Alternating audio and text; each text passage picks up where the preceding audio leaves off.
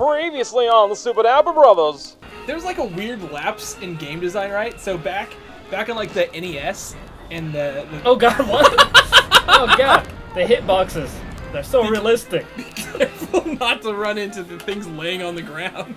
What lies in store for Dash Rendar on the planet of Hoth? Will Ryan and Scott ever figure out this game's controls? Tune in to find out.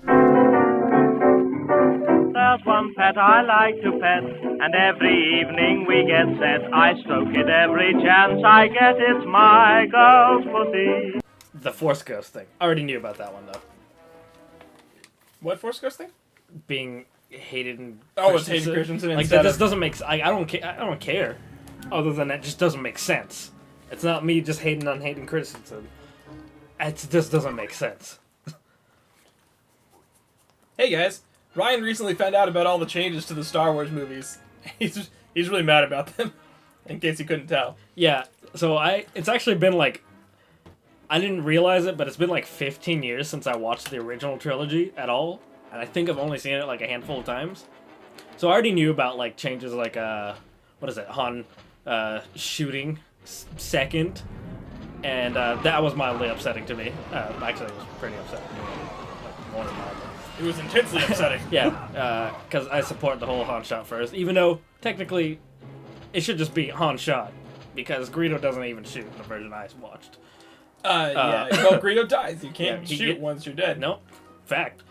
But yeah, so I found out that there's a lot more changed, and because I'm looking for a copy to watch right before the new movie, and I'm hearing about all these things. So I watched a couple videos online about the changes, and I'm not sure how I feel about a lot of them. Why don't we just go over some of them? How about poorly? You feel poorly about all of them. Yeah, most of them.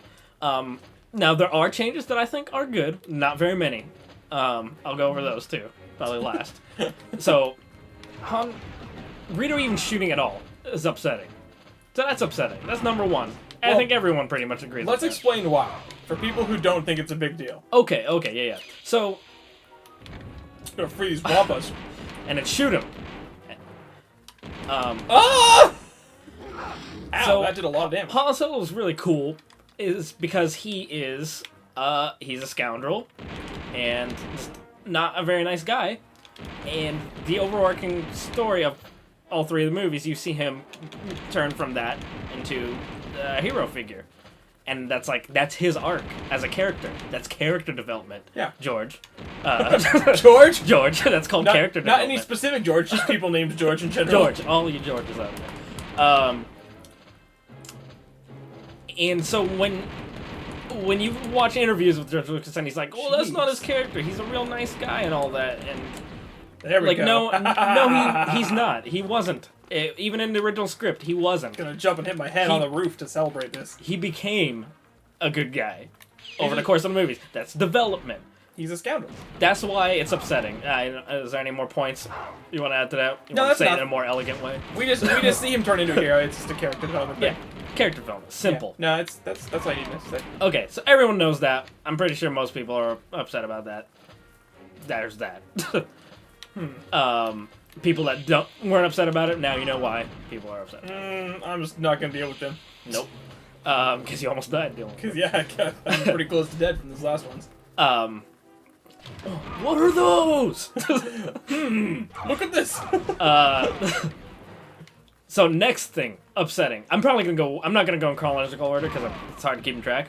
But I'm just gonna go in order of whichever one pisses me off the most. yeah, I'll try to go in chronological order. It'll fail probably after this one. That was an interesting way you just pronounced the word chronological. Chronological, whatever. I'm slipping up on my words. Don't make fun of my accent. Oh wait, hold on. I need this health. Or this challenge point. I guess that wasn't health. You picked up like some ammo for like your seekers. Oh, I don't even know how to switch to my seekers. That's not how you do it. Oh Oh, god. you're gonna fall. Okay, next thing was Oh damn. what is it? The Obi-Wan Kenobi comes out and he scares some Jawas away because they're chasing R2-D2. They want to grab him, and then you see him just making like a crate dragon scream, and it sounds goofy, but that's fine. And you're like, oh, okay. That's what it sounds like in the remastered versions. They changed it from whatever screeching noise to literally a man going, woo! I'm not even exaggerating. That's what it sounds like. They added some echo effects, but vaguely, that's what it sounds like. That's a little upsetting because that's unnecessary. It's a small, unnecessary thing. Ah! Kid noise the guy made when he fell off the side. The Wilhelm scream. But it wasn't the Wilhelm It was a scream. recreation. It was of the like someone Wilhelm trying to scream. recreate the Wilhelm scream. Like they couldn't find the file they needed. Okay. Another thing upsetting is the very end of the trilogy, where Darth Vader or Palpatine is shocking Luke. He's killing him, and Darth Vader's having this silent contemplation. He's looking at both of them, and he's thinking, and he's like, "No, I can't do this." And then you see him pick up the Emperor, throw him in the pit. I like that you saw his inner struggle. It was a quiet contemplation. Yes, and that just added so much more weight to it. Switch guns. And then George had to change it to him saying, no, No, that's not it. no, and he throws him. Why? No one does that. No one does that. No one deals with their inner conflict outward by yelling no. I figured it out. Yeah, 15. You should use them on the ATST. Oh yeah, I'll save it for the ATST. Hold on, I don't want to be... Third person. There we go. Okay, so that's the next thing. Oh, good. I'm glad this whole area exists. Can I get up here? Nope. Oh, yes, I can. Ooh, is there anything interesting? Yeah, that health. Do you remember what we discussed this a little bit earlier? Do you remember what else was? Because we like I to found complain about upsetting. stuff. Yeah, I love complaining. No. There was another one that was... It was a minor one. It was pretty small. Yeah, it was like I was pretty sad that they took Yub Nub out, the Yub Nub song, Oh yeah, and added it with a different song. The Ewoks Oh, sing. there was a bigger one that had to do with the song. It's the what is it? Max Rebo's band in Jabba's palace. Oh yeah. Why did they take the puppets out and add this weird, freaky CG monster that's dancing around and singing some gibberish baby talk crap? Like, Well- it was already like a weird alien song, but it sounded fine. It sounded like a weird alien song. Now it just sounds like you're just literal gibberish, and I don't like this weird, freaky CG monster dancing around. George has a thing for replacing puppets with CG monsters if he can. Like Yoda in Star Wars Episode 1 is a puppet, but Yoda in Star Wars Episode 2 I heard they replaced that too. is... Yeah, they did. In a In newer the, version, in the the 3D Blu-ray, version yeah. that they released. Ugh. All right, I'll go activate some generators. Other kind of big one to me was so there was a deleted scene in original Star Wars. I already knew about this, where Han Solo talked to Jabba, who was a human being originally, in the spaceport in the first episode, aka Episode 4. Oh, nothing's over here. Before Okay. he leaves to off-world. Right. So they I'll took that get out. you your They took money. that out of the 1977 version, and in most other versions. But then he added it in the 97 version, I want to say, and he just put a CG Jabba the Hutt over that dude that was supposed to be Jabba the Hutt originally, and it just looks like shit. It looks like absolute shit, and I kind of like that they talk about Jabba a whole lot throughout the series. As like, oh, he's this slimy, scummy, like gangster. And then you see him, and you're like, "Oh shit, he like literally is a slimy, scummy He's gangster." like literally slimy And, like, because that- he's a slug. Like that was a cool payoff. I felt like it was a little one, but it was a cool one. No, yeah, it was nice to have this character like built up for 3 movies. Mhm. You know, like 5 years of watching stuff. 6 years? 6 years of watching stuff. Yeah, And then to have him be like that disgusting. Yeah. And like his the way he interacts with Leia and everything, it was really it was very creepy.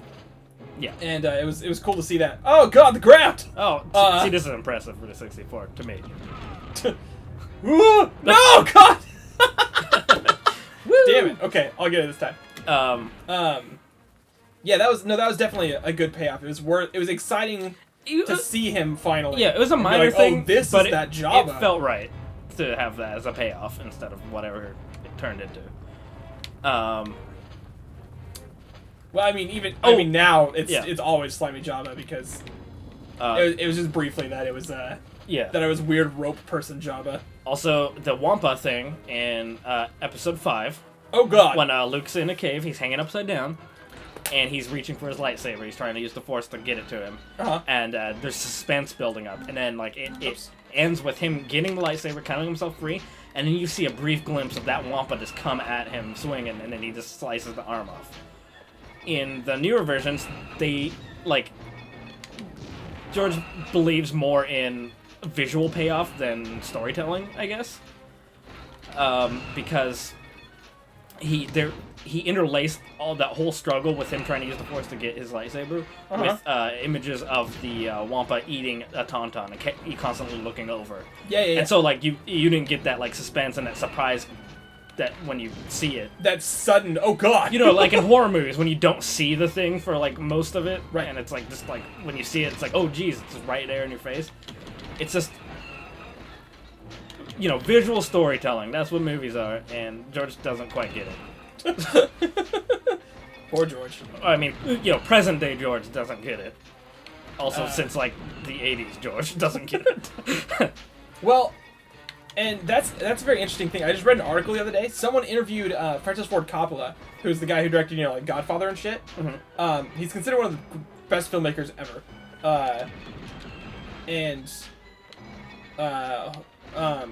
Anyway, they interviewed him and they asked him about Star Wars because he used to be like really good buddies with George. Actually, they're probably still really good friends. But they're from that time period where all those really famous filmmakers were friends. Steven Spielberg, Francis Ford Coppola, George Lucas, they're all buddies. And he was like, I feel kind of bad for George because he got caught up in Star Wars and forgot like what a movie is. So I'm really hoping that he'll start making smaller movies and be able to focus on like art again. Because George Lucas's movies from before Star Wars, like American Graffiti and THX, whatever number that is, are super good. And they're like very interesting, good visual storytelling. But then literally everything after Star Wars, aside from Indiana Jones, which is I don't give him the full credit for that. He didn't direct those; he just wrote them. Although I don't give him the full credit for the original trilogy either, just the first movie. That's another thing a lot of people don't really know. Trilogy, yeah. The best of the original trilogy is 5 and 6, and more arguably 5. 5 is for sure the best movie from the original trilogy. Oh, that's my favorite. Basically, inarguably. And guess what? He only had a portion of he had like the overarching synopsis. He's the producer and the story writer on those movies. But they had other writers come in. They had other directors come in. Yeah, he didn't direct those. Lawrence Kasdan was the guy who wrote and directed. He might not have directed, but he definitely wrote Star Wars Episode 5. Yeah. And he's the guy. He's working on 7 too, so I'm pretty excited. With J.J. Abrams, which is really exciting. I'm not scared for 7 because I mean I have a little minor like I hope that it's not too like referential to the original. Looks like you can blow it up and go to a secret area. Oh, maybe. Let's see. Use your secret maybe. Or no, it's deteriorating. But that works too. Oh yeah, it totally is a secret. Oh, it's a Wampa. But yeah, no one can do any worse than modern day George, in my opinion. So I am not fearful for the newer movies at all. Well, that's one of my favorite things to say is worst thing, best and worst thing for Star Wars. I love George Lucas because he gave us Star Wars, and I hate George Lucas because he ruined Star Wars. No, those are. It couldn't be a truer statement. I think you can make that jump. No. I think you need to go into this white stuff right here and then jump because I think you would have hit your head on the roof and just dunked yourself right into that pit. Do you think I can do it? I do. Oh, I can. All right, now let's see if I can go back. Woo! I think it's a trick. You have to go on that thing, otherwise you just hit your head and go straight down. Stormtroopers. Oh yeah, they're gonna be on your ship. The whatever it is. The Outrider. The like poor man's version of the Millennium Falcon. Whatever. This ship's dope. Look, it's the chess table. Actually, I don't like any of the. Head for the cockpit so we can get out of here. What is it? The Corellian cruisers that have like the cockpit on the side. I think they all look weird. Yeah. I mean, it's super unique, definitely. It's exciting because of the Millennium Falcon. Yeah. But all right, cool. Well, you gotta listen to us complain about Star Wars for a while. Hey. And I'll tell you a story we about. because we love it. Yeah. That's Yep, that's the idea. I'll tell you a story about all of our Star Wars adventures tomorrow when Ryan's playing. Oh yeah. All right. See you. See you tomorrow.